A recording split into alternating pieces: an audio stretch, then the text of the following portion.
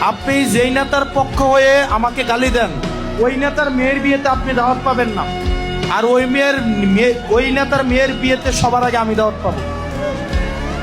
আপনি গেট দিয়ে তো ঢুকতে পারবেন না।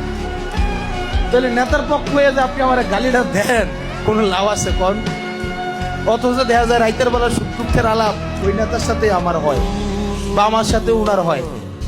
বা আমার পক্ষ হয়ে যদি আরেকজন নেতারা গালি দেন, কোনো লাভ আছে বলেন? আপনি আমার লগে বইতে পারবেন না, দেখা যাবে কি ওই নেতার লগে আমি বসি। তো আমার পক্ষ হয়েও কাউকে গালি দেওয়ার দরকার নাই, আরেকজনের পক্ষ হয়েও আমাকে গালি দেওয়ার দরকার নাই। তবে দিতে দেন, আপত্তি নাই আমার, তবে দিয়া কোনো লাভ নাই। দলাদলি করে আমার ঘরের বাজার কিন্তু ঠিকই ভালো বাজার হবে, নেতার ঘরের বাজারও ঠিকই ভালো বাজারই হবে। দিন শেষে আমি গিয়ে আপনার ঘরের বাজারটা করে দিয়ে আসবো।